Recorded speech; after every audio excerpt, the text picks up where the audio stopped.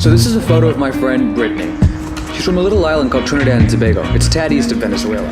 She's part of a community known as the East Indians, a community that I never really knew existed until I made the move to Toronto.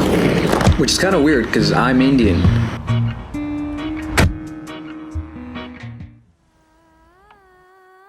Naturally, in attempts to tackle this ignorance, I researched a lot.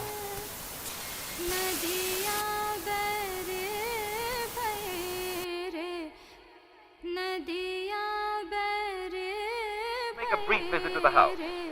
These are the East Indians, or Hindus, we mentioned earlier. Thrifty, patient, plodding folk.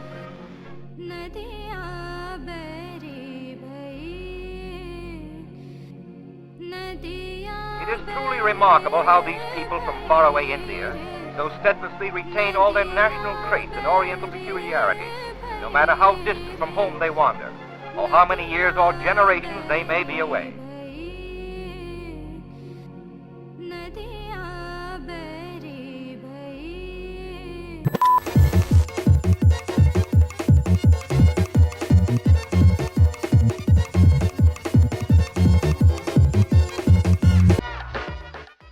Welcome to Carib Nation.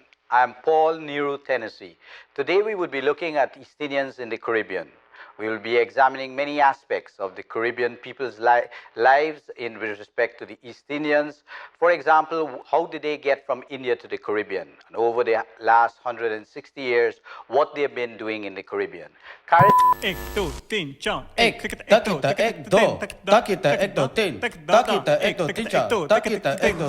So you might be wondering how this all started.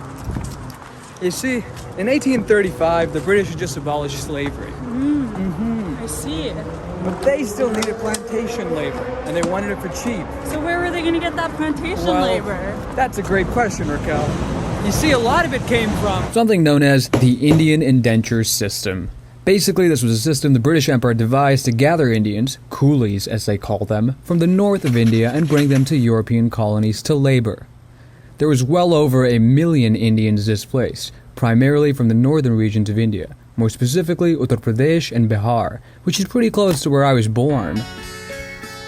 These indentured Indians ended up in quite a few places, such as Trinidad and Tobago, Guyana, Suriname, French Guyana, and Jamaica. They would be made to put a mark on a document, a legal document, which signed away their freedoms to a particular employer for the duration specified by the indenture. Now this could be 5, 7, 10 years. You essentially would no longer be a free man.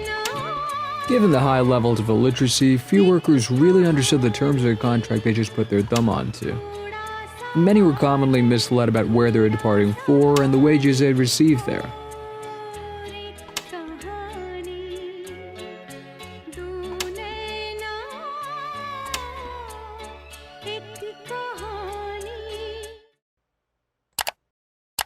The journey took over 3 months. It was over 9,000 miles. 20% of them died before they even got there. So while you sit on your couch right now and watch this, how about we take a moment and think about those individuals who just got randomly displaced, tossed into another side of the world, without even knowing it. You're here, and then you're there. Why the fuck did that even happen? For a bunch of sugar? For something we avoid putting on our coffee today? We just moved 1 million Indian people across the world? So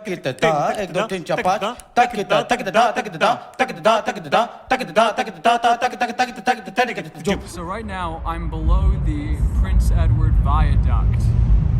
You can probably hear the train above me.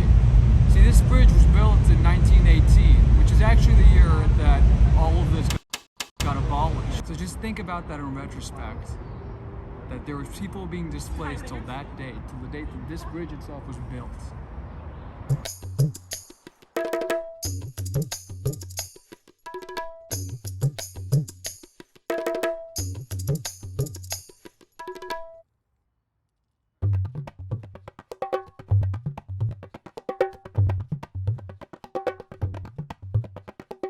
This is Trinidad. This is Tobago. Tobago mostly consists of Afro-Trinidadians and Tobagans. These people are largely of West African sub-Saharan descent. Every year on August 1st, the Afro-Caribbeans celebrate Emancipation Day. This holiday marks the end of slavery in the British Empire. And every year on May 30th, the East Indians celebrate Indian Arrival Day. Today, many East Indians consciously choose not to celebrate this holiday, as they believe it's implicitly erasing the history and actual brutal experiences of the indentured, as well as furthering the divide between the East Indians and African-descended communities.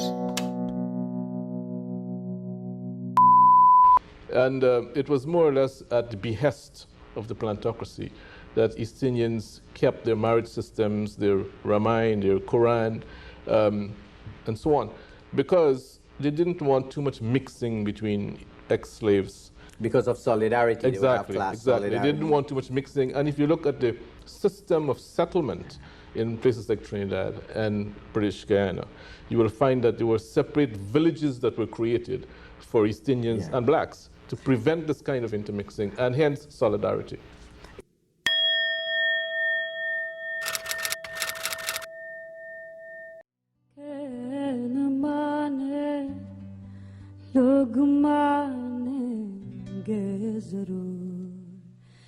This is the first time I ever got my hair cut. This is my Mundan ceremony. A Mundan is a Hindu ritual where a child's hair is cut off and given to the gods as an offering.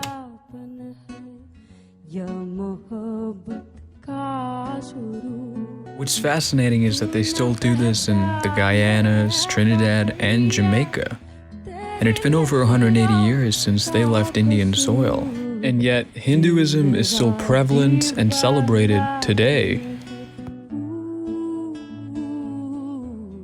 The indentured were a fragmented group, whose only unifying thread was that they all came from India. The fragmentary nature of this group could result in an Indian slowly being enveloped into the larger society. Instead, the opposite happened.